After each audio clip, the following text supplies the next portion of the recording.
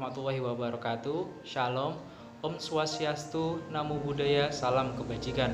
Perkenankan, kami dari kelas B3, nama saya Irfan Noval dan teman saya Nathanael Sinaga akan memberikan paparan mengenai tugas yang telah kami buat, yaitu tentang strategi atau solusi atas permasalahan yang dialami Indonesia saat ini.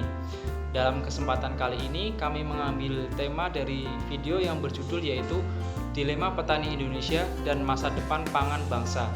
Dalam video tersebut dijelaskan bahwa semua bangsa mungkin menyadari bahwa Indonesia ini adalah negara yang subur dan kaya. Kekayaan alam yang melimpah, juga pertanian dan perkebunan yang ada di Indonesia. Bahkan karena hasil bumi itu sebuah lagu menyatakan bahwa Indonesia ini adalah tanah surga. Namun kita semua menyadari Indonesia ini adalah negara yang kaya dan subur.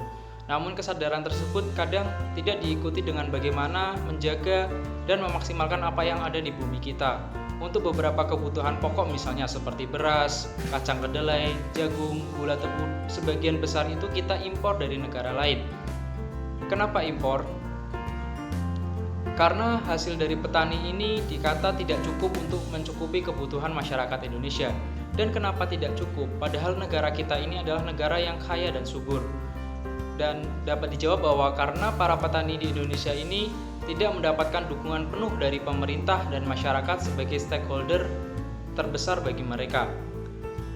Dan hampir semua tumbuhan bisa tumbuh di tanah Indonesia. Namun ironisnya, sistem pertanian serta perhatian khusus kepada para petani di Indonesia sangatlah kurang. Bahkan pertanian di Indonesia ini kalah dengan sistem pertanian negara yang tidak memiliki tanah sesubur seperti tanah di Indonesia. Sehingga sektor pertanian Indonesia pun tak pernah mengalami kemajuan. Terima kasih, saya lanjutkan bahwa atas permasalahan-permasalahan dijelaskan oleh Irfan tadi, pemerintah telah berupaya untuk menjaga pertanian Indonesia agar tetap optimal dengan cara memberikan insentif bantuan benih kepada petani. Pemerintah juga mengadakan program pinjaman KUR. Pemerintah juga melakukan penyuluhan kepada anak muda melalui instansi perguruan tinggi agar profesi petani ini terus berkembang dan maju. Pemerintah juga melakukan optimalisasi pembangunan di bidang pertanian dan kesejahteraan keluarga petani. Menurut kami, upaya-upaya pemerintah tersebut sangatlah baik. Namun jika kita berkaca kepada negara lain seperti negara Jepang, Belanda, Australia, negara-negara tersebut menerapkan teknologi yang tinggi dan maju pada bidang pertaniannya. Dan hasilnya, pertaniannya bisa dinikmati oleh seluruh rakyatnya dan bahkan melakukan ekspor ke negara-negara lain.